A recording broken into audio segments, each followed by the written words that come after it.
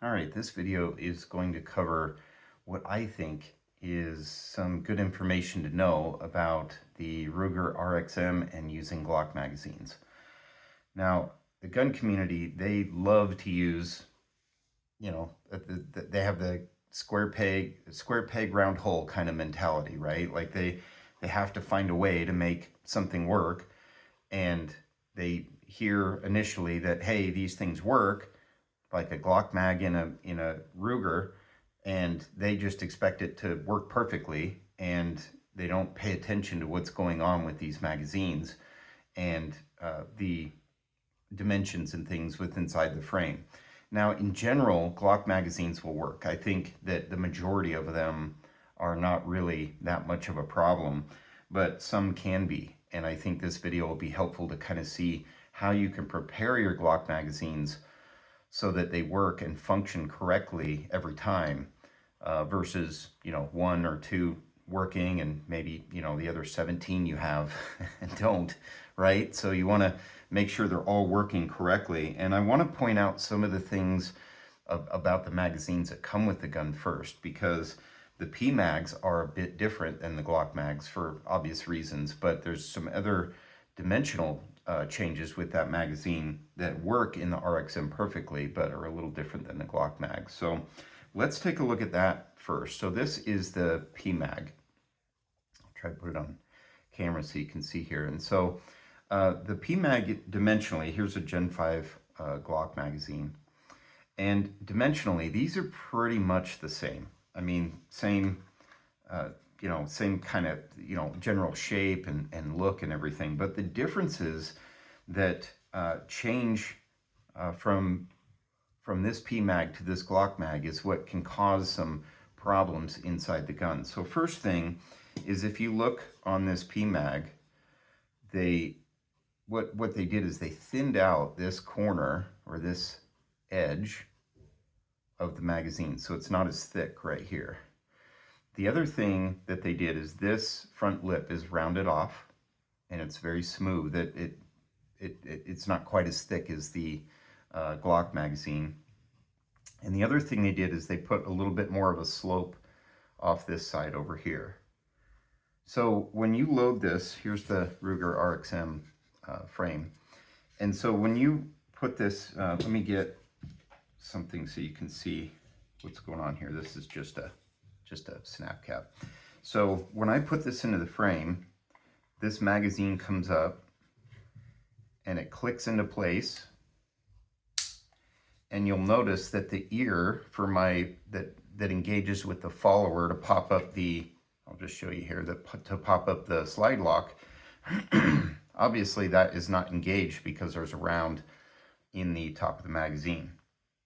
But what you'll notice, let me get a little bit of a pointer here so you can see what's going on here. So this little ear is completely free of any of the other parts of the magazine. You can see that, I know it's hard to see on camera here, but you can see that the magazine is completely free of making contact with that little ear. Hopefully you can see that okay. So when the magazine comes up, what happens inside these frames, and every frame is a little different. Not every single one of these are the same dimensionally and when they make these. And so this magazine twists. Hopefully you can see that, but the magazine can twist and move around inside of this frame, and then it comes up and it locks. Okay, and when it locks, it still has some twist to it, but you've got some forces of, you have the slide pushing down on the round, of course, and then that kind of holds everything into place so that these rounds can be fed up into the barrel. Okay, but before it gets there and locks into place, there are some dimensional things with Glock magazines that you have to really pay attention to and watch out for. So if we take a Gen 5 Glock magazine and we compare these, let me take this round out of here, and we compare these, I'm going to put these side by side, and you're going to see that edge that I was talking about right here is, see how the Glock magazine is a lot thicker right there. And this slope, I'll kind of put these side by side, this slope right here is shorter on the PMAG versus the Glock mag, right? That slope that comes in there, okay? And so there's a fix for that, and I can show how this works. But if we take an older Gen 3 Glock mag, now this is not like the first generation of Glock Gen 3 mags. It's more the updated version, but it's still a Glock Gen 3 mag. And if we take that one and we look at it, we're going to see that that is exaggerated a little bit more. Okay, so let me kind of put these together here so you can see it. This slope obviously comes down further than the PMAG, right? And then this area is thicker, right through. Let me see if I can do that. So right here and right here, that part's thicker. The other thing is this edge, this front edge, has a lip to it that's a little bit sharper on the Glock mag, okay? So what happens is, let me take this Glock mag, and we're just going to put a snap cap in here again. Take our same frame that we have here, and this Glock mag comes in and comes up and locks, and initially that looks fine. It's going to be, you know, you'd think you'd be good, but I want you to pay attention to how close that ear is, right? Let me point in here so you can see that ear is very, very close to that slope. Hopefully you can see that slope off the magazine. The other thing is that front edge that I was talking about, that curved edge there, is thicker. Okay, so what happens is, let me take, and I'll kind of show you slowly what happens here. If the magazine is pushed up into the frame and is on a twist or pushed, I'll take this out. So if the magazine comes in and is twisted this direction, or is pushed into the frame this direction where the front of the magazine goes forward, dimensionally what can happen is, and I'll do this slowly so you can see, but you'll start to see that follower, or the not the follower, the magazine and the slide lock they're connecting. So see how that's coming up. I'll turn it to the side. So see how it's coming up a little bit. Now once the magazine clicks, it falls back down, okay? But when you have a full if you have more rounds in the magazine, then it makes contact with the slide, and that magazine is not able to rotate back in place and allow that slide lock to fall back down. Okay, so that's why some Glock mags work and some don't. There's dimensional differences between the two. Okay, and so now that we understand what's causing it, well, how can it be fixed? Well, you know, you could say, well, you know, Ruger and Magpul need to, maybe not Magpul, but Ruger needs to fix the slide lock issue. Well, kind of not. I mean, Magpul made a magazine that works, okay? This, no matter which way you twist it, let me put a round in here. Okay, so if we do the same types of tweaking to that magazine and we twist it and we push it up in there, that's not affecting the slide lock, because of the way this magazine was dimensionally the way this magazine was dimensionally cut is made for this gun. It's made for this frame. It's made for what Ruger and Magpul created. Okay, so if we want to use Glock mags, that's fine, but pay the hell attention to what's going on with your Glock mags and what's going on with the frame so that you can make them work. They were not intended to use in this gun. They were not intended to use in this frame. Okay, so you got to pay attention to what's going on with your equipment. And if you want to make them work, you can. It's very simple to do. Okay, it's not difficult. So this magazine, again, the older Gen 3, which is probably where this is going to occur mostly versus the Gen 5 magazines. Not to say that these don't, but they both have some concerns that you want to look for. But it's very easy to change these magazines and make them work better in this frame and in this gun. Okay, so I have modified this Glock magazine to be more accepting in this frame and in the way this gun is dimensionally put together. Okay, and it's probably kind of tough to see on camera, but you should be able to see that this area of the magazine right here was thinned down a little bit. Okay, and then the front lip here, and I'll explain about the front lip here again when I mentioned that earlier. I'll explain more about that here. But the other thing is this slope was also shortened. So this slope right here was shortened. Basically, a little bit of this material was taken off. And now what happens is if, again, this was the one that's basically like this, these two Gen 3 magazines from Glock, right?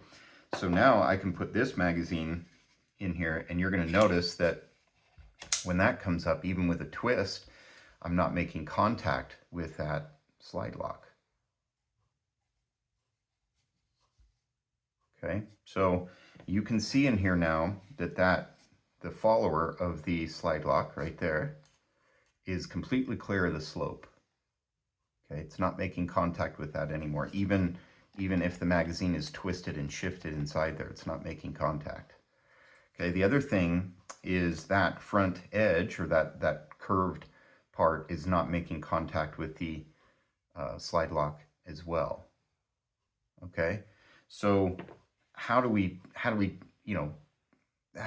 put this together? How do we make our Glock magazines like that? Well, it's really simple, and I can show you how to do that. I'm not going to go through the whole thing because I don't want to bore you with me working on this magazine. But the way that this works is you'll need a few tools. Let me set this off to the side here. So you'll need a few tools. I like to use, now people are going to take this kind of this advice, and they're probably going to use their Dremel and everything else. If you want to, great. I don't think that's a good idea. I think doing it by hand is the better way to do this. So what we need to do is file down this edge, right? And we're not filing this direction. We're just filing in an angle because we need to just round this off and take that sharp lip and make an angle so it doesn't come up and make contact with that slide lock lever. And then we need to take off a small part of that slope, right? A very small part. So what I like to do is you could take the magazine apart, right? You can drop the base plate and take out the spring and the follower, and then you'd have that area to work with. That's probably the easier way to do it. If you don't want to take the magazine apart, it's really easy to just take again, just use a snap cap, something safe. Put a snap cap in there, right? And then everybody has like 45 of these sitting around that comes with their clocks, right? And they have these sitting around, or maybe have one that's similar that would work. But all you have to do is put that over it, and then with some tape, you can just push that down and then tape around that. So, go around the whole magazine, and that'll help hold this in place while you work on it, if you want to. Now, what I've done is I can work on it just by holding it. I can just, pull it down and kind of keep everything out of the way while I'm working on those little spots, right? So that's how you would get everything out of the way, or you just take the magazine apart. And again, I think the best way to do it is just by hand and very carefully take off that slope, right? You just take off enough to take care of that. And then the easiest way to take off this edge on that slope is you can file it if you want. I think the faster way to do it, and you're a little bit more accurate with it, is I like to use like a woodworking soldering iron or woodworking wood burning tool, and they have like an X-Acto knife razor connection here, right? And so if I take my follower, let me get this back in here.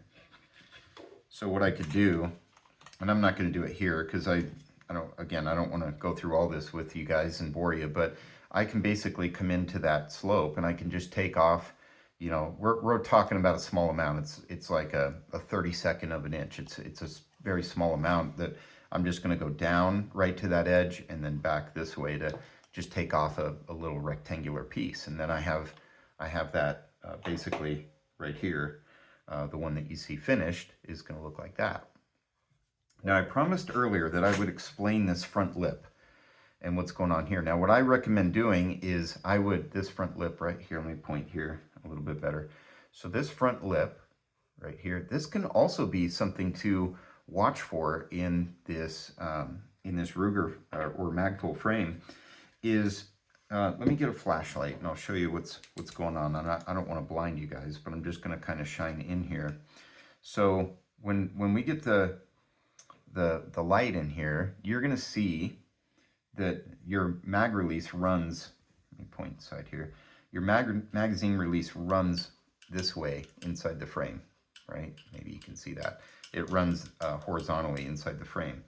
And that magazine release, because it's running in there horizontally, this front edge, this front lip, when you go to load a magazine, if it's not, you know, aligned perfectly and clearing that that edge of that magazine release, it can catch on it a little bit. And so this one's been rounded off, and you can see it'll smoothly move past that, right? There's the other side over here, this ear that I talked about before with the PMAG. See how that's sloped?